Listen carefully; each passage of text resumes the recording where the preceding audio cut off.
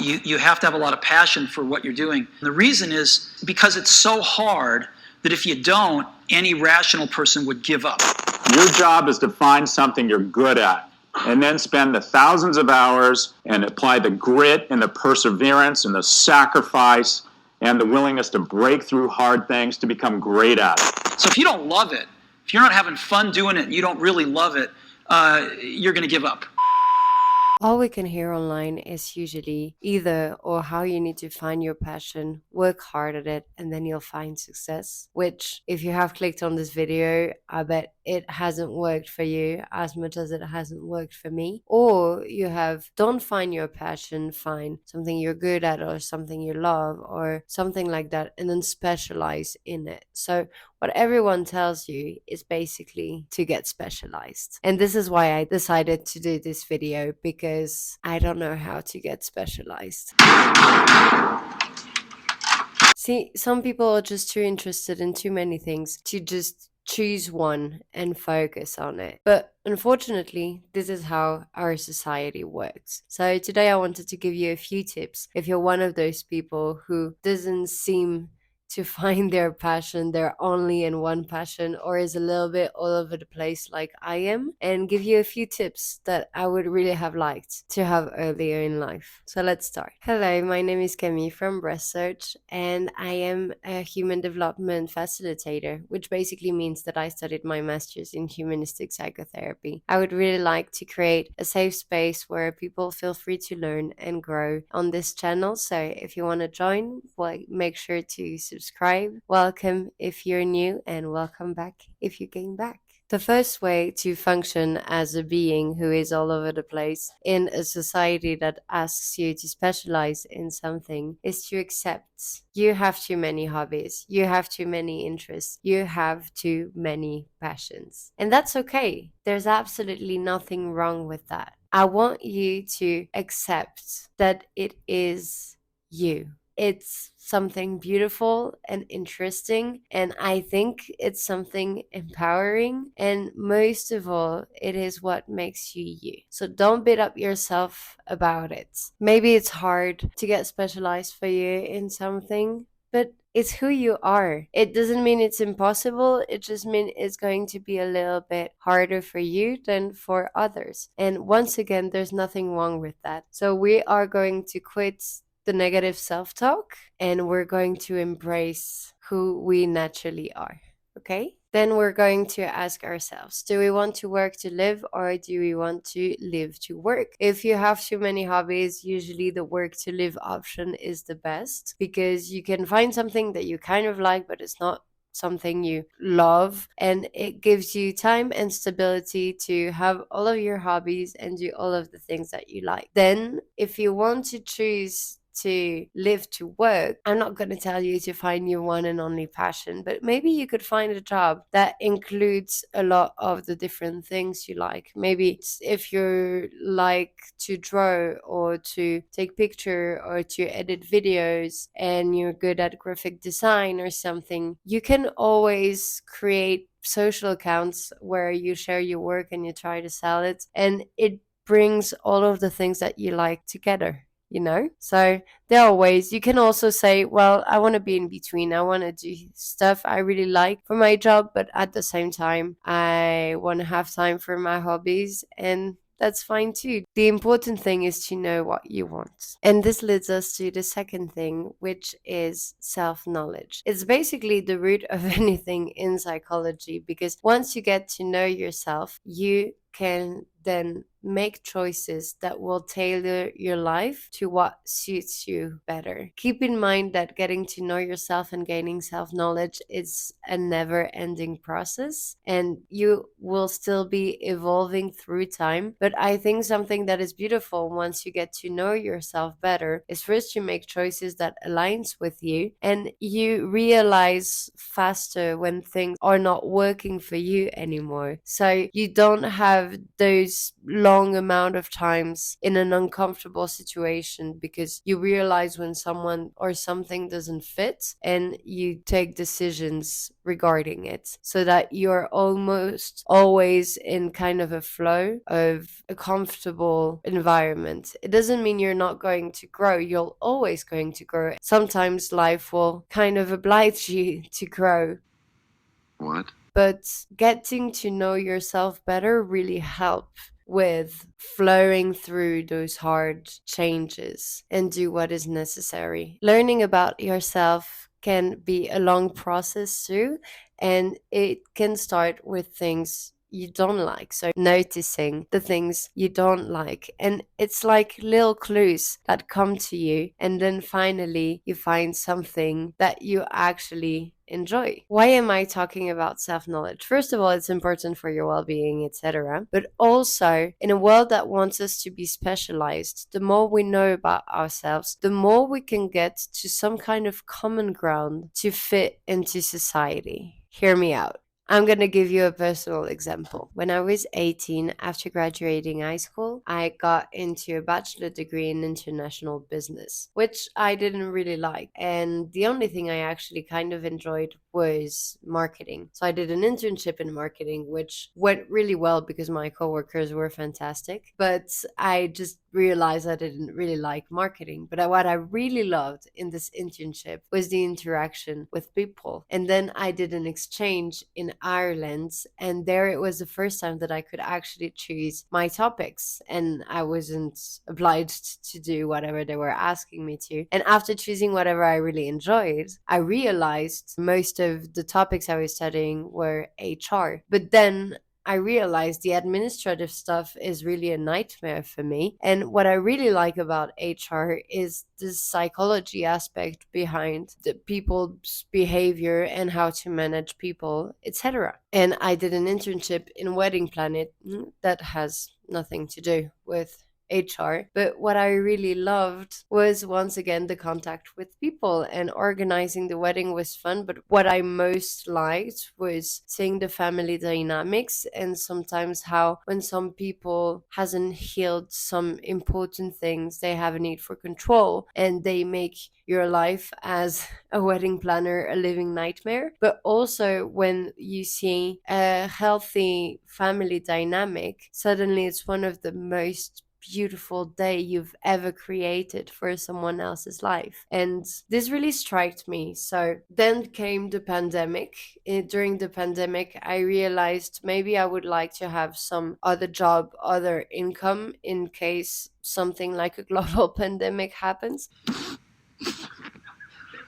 When it ended, I did a teacher training program to become an English teacher, which I know I had a way better level of English at that time. But well, I guess I can still teach English. It's just been a while. I haven't done it. I'm a bit rusty, I guess. And then finally, I decided, my parents highly recommended that I study my master's. And since they accepted to keep on paying for my life and university while I'm studying, how can you possibly refuse that, you know? So I started looking for a master's, and I found one in human development, which is basically humanistic psychotherapy that you decide to apply through your thesis to any topic that you are already specialized on. I specialized on how to apply basic psychotherapy to teacher training. Long story short, if you listen to yourself enough and get some self-knowledge while you're growing, you will somehow find something that is vast enough to be considered as a specialization and that you won't get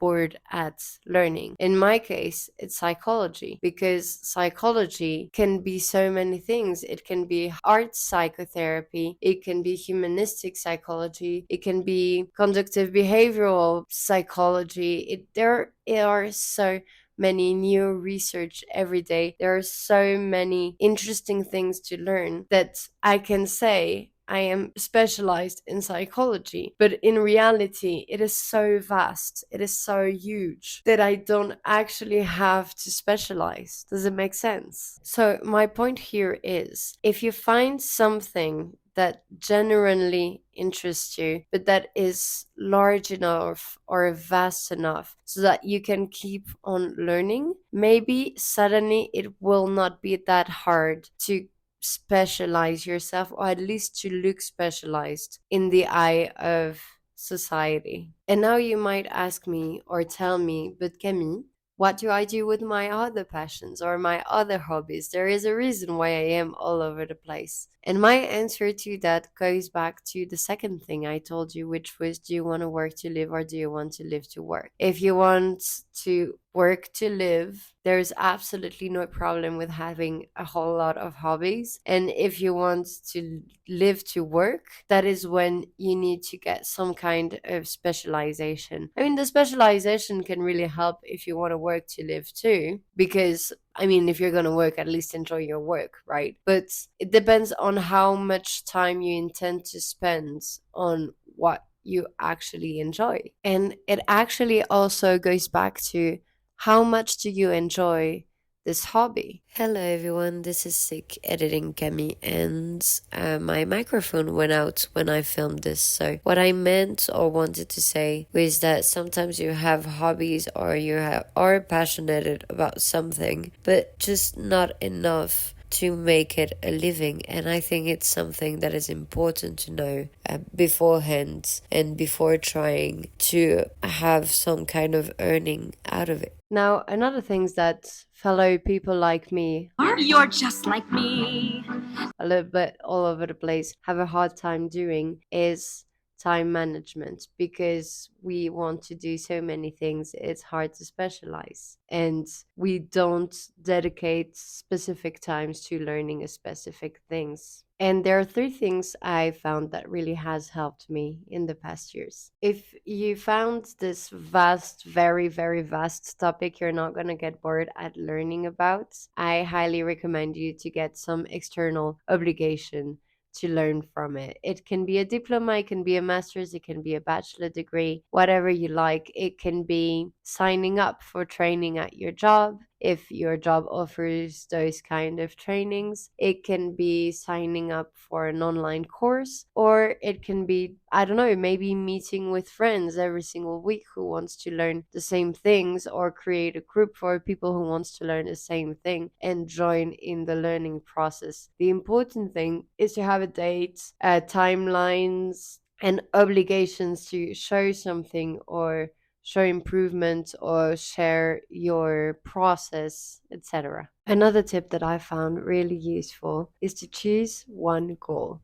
And what I mean by that is that there are so many things you want to learn about or you want to do, and maybe there is one specific goal that could actually help you function better with how this society works. So you can choose one goal for this one specific thing and really dedicate a lot of time or a lot of your energy to it. And then in the rest of the time, like in during your week, you can carve out free time to do the other hobbies that you enjoy. So for example, let's say my goal is to become a psychologist. Since I didn't study psychology before my master's, I need to do another bachelor or some online course that gives me accreditation to become a psychologist. So I have this online course. It's my main focus. And then once a week or twice a week or each weekend, I'm like, this time is for me doing my hobbies. So if I'm feeling stressed, I'm going to draw because it really calms me down. If I'm feeling really happy, I'm going to sing and dance. I like to mix practicity and hobby too. So I love on Sunday to cook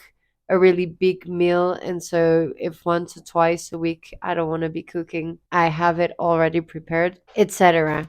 The main goal here is to not let down your other hobbies, because otherwise you will feel frustrated and you are going to resent your main goal. The idea here is to leave yourself the time to do things that you like so that you can better focus later or at the appropriate time on your main goal. Now, I think my last advice, and it's pretty much applicable to anyone and anything, but it's to be curious, patient, and kind.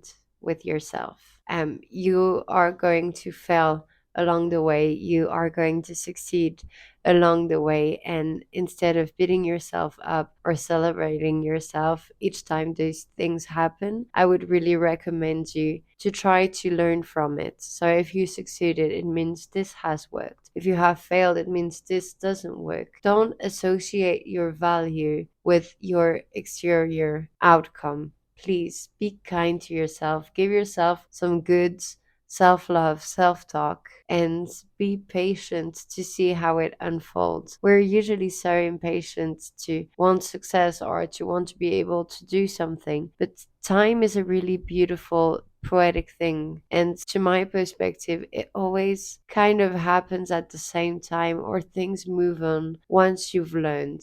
And I guess learning about each experience, either good or bad, is the best way to make things move along. Remember, this multi passion facet of yours is beautiful and interesting, and never lose the curiosity for new things, because it is what makes you you. Thank you for watching this video all the way through. If you enjoyed it, once again, you can like it. If you want to see more and help my little channel, feel free to subscribe. And of course, I would love to hear some comments or other tips in the comment section down below. So thank you so much for watching, and I will see you very soon. Bye.